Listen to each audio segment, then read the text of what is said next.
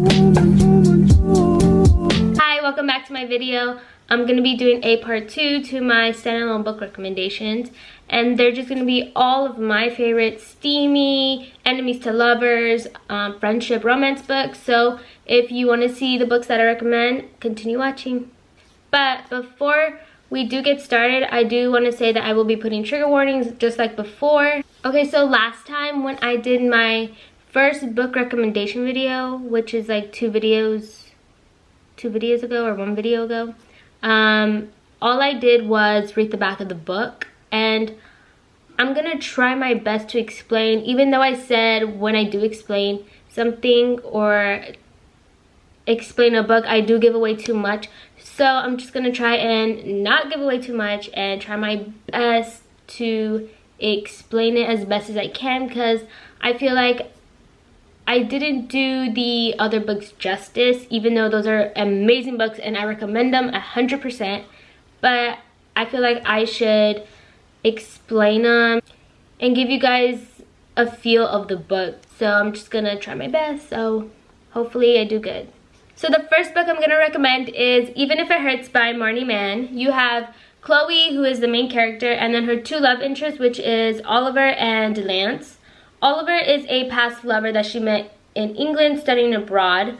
Their relationship only lasted a semester because that's how long she was supposed to be there, and she eventually got an internship, so she had to go back to the US, and their relationship kind of ended and was kind of like, if fate brought them together, they will be brought together. But she had to go back to the US, so she went back, and then she met Lance a year later, and he is like, I believe, a CEO of some sort.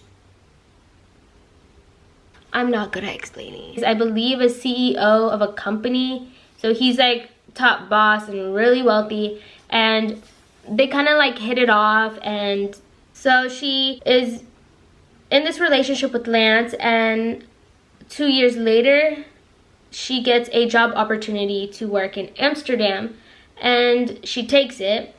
So she kind of goes to Amsterdam for 2 weeks and will come back to the US for the weekend, and then go back to Amsterdam for another 2 weeks, and just kind of do that for 6 months, because that was the job opportunity that it lasted 6 months.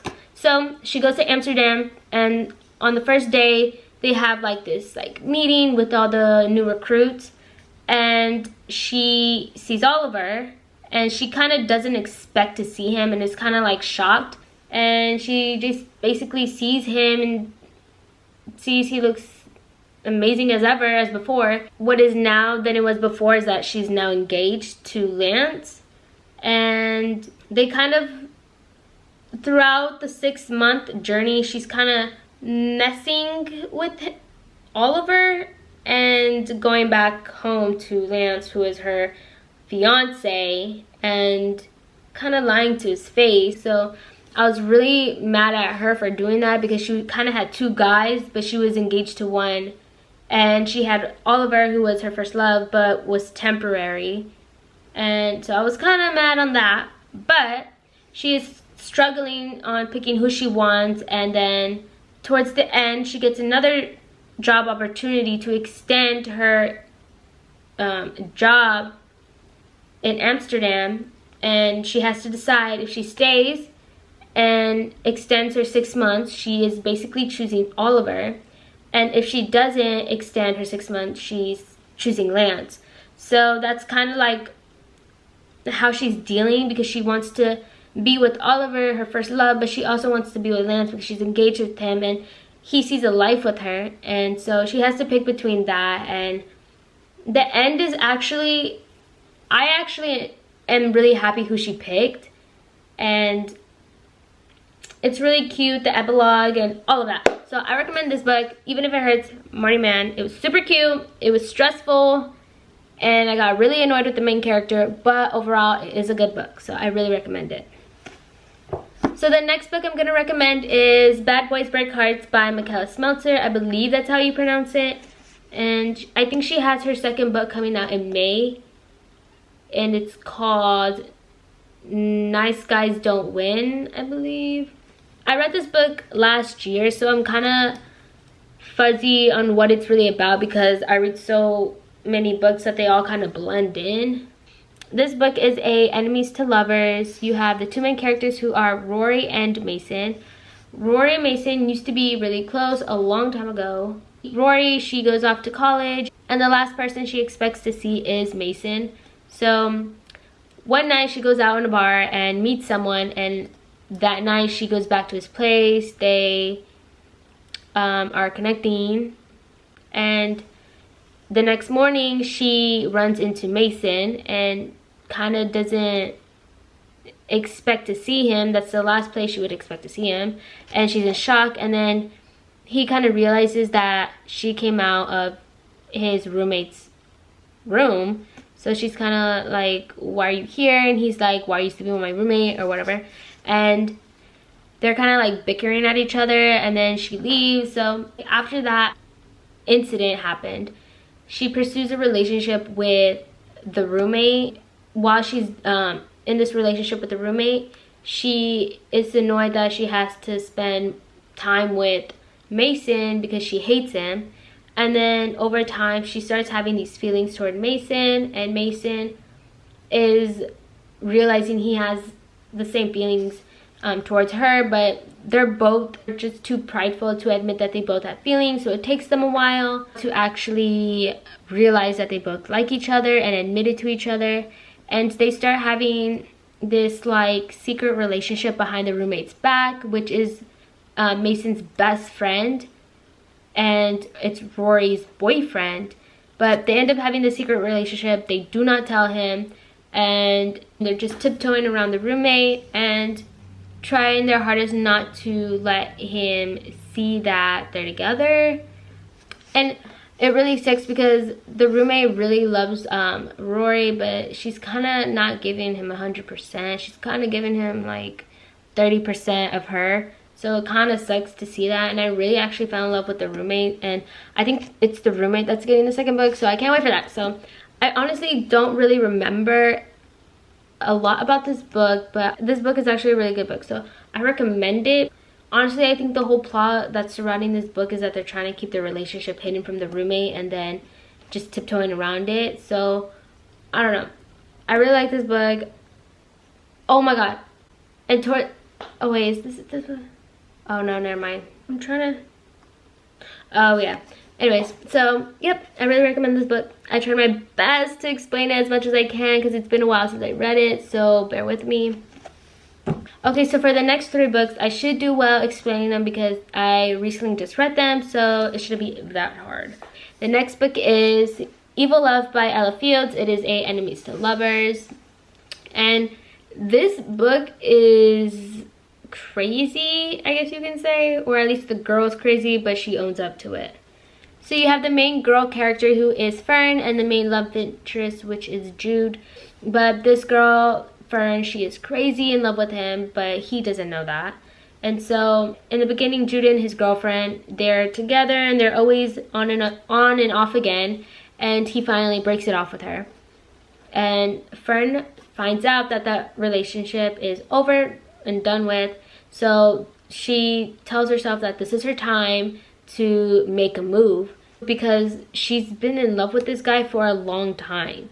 So she makes her move, and they're kind of having this fling, but at the same time he is trying to win back his old girlfriend because he just feels like his childhood is with his old girlfriend, so he wants to keep his childhood with him, but at the same time he wants Fern because she's different. She brings out a different side of him. While he's trying to win back his old girlfriend, he's being really rude to Fern, and she's having to take all these hits, and she doesn't care because she's in love with him. And that's what I hated. Like, I felt I really wanted her to stand up, and she does, but like, she just, no matter what, she will give him everything. So it really sucks to see that. But while they're bickering, they also live in this secret society where some people know and others don't, but the people who don't know, they hear rumors, but they don't know if it's true. So you have Jude and his family, and Fern's family. They all are in the secret society. Fern doesn't know about the secret society until she's turned 17, I think. 17 or 18, she finds out about the secret society. And June has known it all his life, and you kind of have to get initiated by giving up something you really love. So every person who's been initiated gives up something they love. So they're in the secret society, and Jude does something really messed up, and it kind of is the breaking point for Fern, and she's kind of like super mad at him and doesn't want nothing to do with him anymore. Like, it's the final straw. She's literally gave up on him, like doesn't care about him or anything. And Fern's mom finds out about what happened and is kind of just really angry and wants revenge. So she goes to Jude's father, and they sign a agreement to have an arranged marriage between Jude and Fern to kind of punish Jude. So they head off to college, and then they both, Jude and Fern are both living in the same house because they're in an arranged marriage. So obviously they have to keep up the appearance. So they're living in the same house, and she's kind of doing her own thing. She's like messing around with other guys. And he is angry that she's doing that. One, because he's starting to feel something towards her, and two, because of the secret society. If they found out that she's messing with other people, they can get in big trouble. He's kind of showing Fern the ropes in the secret society and what to do, what not to do, and stuff, and all that. And he's just kind of proving his worthy towards her, and she doesn't know if she should forgive him or not. And that's really what the book is about. Next we have Dirty Letters by Vikilan and Penelope Ward. If you liked Punked 57, then I think you'll like Dirty Letters, because they both have to do with pen pals, and it's a really friends to lovers, so I really like it. But anyways, you have the girl character, who is Luca, and the main love interest, Griffin. And Luca and Griffin have been pen paling at a really young age, and they continue to keep pen paling each other until the age of 17, when Luca goes through something really traumatic, and that event kind of just breaks her, and she feels isolated and feels like she's not worthy of living this life.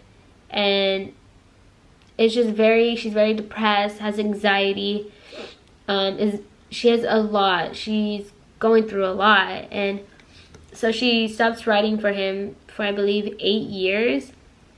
And then her dad passes, and she has to go to his apartment to pick up his things and kind of clean out his apartment.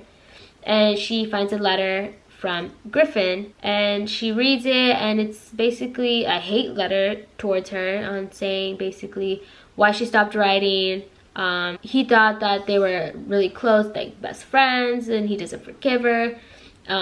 He doesn't want to ever speak to her again. And then it kind of breaks her heart that he said all those things to her, and so she writes a letter and explains to him why she went off the rail and never written him back. And he kind of apologizes to her and understands why she had to stop writing and all that. So they continue on pen paling, and obviously they are much older, and they're getting closer in different ways. So they're just writing to each other, and she wants to see what he looks like now, and he's kind of keeping this a secret and like not really wanting to show himself. And she's kind of like suspicious, like, why aren't you wanting to send a picture, and why don't you want to tell me about your career? Like, it's just very suspicious. She's just very suspicious of him, let's just say that. And her therapist, who are basically best friends, go on a road trip to where Griffin lives. And because of her condition, he's very surprised that she actually came all the way to see him. And Luca actually finds out who he really is, what his career is, and she tells herself that it won't ever work out because of the conditions that she's going through and his career. They just don't align with each other. So she's telling herself that what they have can never be real or can never be anything because just their lives don't connect with each other. But they still have this really strong connection, and Griffin really wants to be with her, and she's just kind of pushing him away because she doesn't want to get too attached and having to break his heart because their relationship didn't work out. So Griffin is just telling her that they can work it out and everything, but she's just pushing him away. But she feels like Griffin is her safe place and she doesn't want to lose him, and so she's trying her best to have him still in her life. And that's that. Now the last book I'm going to recommend is Enemies by Tijan, I believe. I'm not sure. But you have the two main characters who are Dusty and the main love interest, which is Stone Reeves. And you have Stone and Dusty, who used to be super close, just kind of broke off because of what Stone's family did. And all the while, Stone doesn't know what his family did to Dusty's. So that kind of ends up with her family being really poor and not having a job. And her mother actually passes away. And so a couple years later, she loses contact, doesn't speak to Stone, anything. And now she's going off to college in Texas. And Stone actually went to the college that she's going to, and then after he went to that college, he went pro. So she's going to college there, and she thought that she would leave Stone behind when she left her hometown, but she kind of walked into Stone Reeves territory basically. So she's kind of having to deal with that and trying to keep it low-key and be invisible.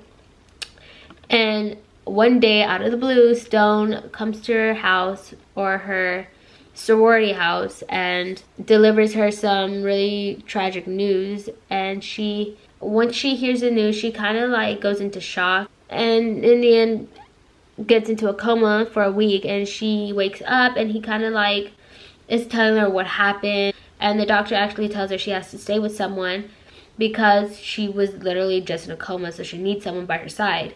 And Stone actually says he will take care of her. And Stone is only taking care of Dusty because Dusty's mom told Stone that if Dusty ever needs help, I want you to be there for her, help her, even though she might not want it to help her. Like, she's very prideful, I guess you could say, and doesn't want his help, but obviously she needs it. But anyways, she's just going through that. And so Stone takes her back home and takes care of her, and all the while she's just bickering at him, not wanting his help. And Stone is actually being really nice to her and being super sweet, but obviously when she's being rude, he's obviously going to be rude too. And honestly, I don't know why she's being like that, but you know what? It's whatever. She ends up finally realizing, like, it's not worth being rude to him. He's being really nice to me. But then at the same time, she's thinking he's only nice to me because my mom told him to be. He's not doing it from the kindness of his heart. And Stone, on the other side, is kind of like falling for this girl, and she doesn't even realize it. So she's just kind of fighting with her emotions and figuring out if she wants to be with him, is he worth it? And so that's really what this book is about. I can't really remember if anything else happened, but this was a slow burn. So to me, I really enjoyed it, so it wasn't that much of a problem. It was a enemies to lovers, duh. And yep, those are all my books. Oh, and if you do want to know, I'm actually reading Sweet Oblivion by Danielle, Laurie. It's the Maid series. And I just started. I'm about to hopefully gonna finish it today, if not tomorrow. And I'm in love with this book so far. It's very angsty, but I kind of like it. Once I finish the other two books that she has, hopefully I could do a review of the books, or maybe I can do a series recommendation, because I do have a small series of books, I guess you could say. Don't have that much, but We'll get there. We'll get there. Anyways, thank you guys for watching. I hope you enjoyed. Hopefully I explained the books really well. I tried my best, but hopefully I can improve with explaining books. And yeah, because I really do like reading books, and I also really like telling others what my favorite books are, because I feel like other people should read them. So yep, thank you for watching. Bye.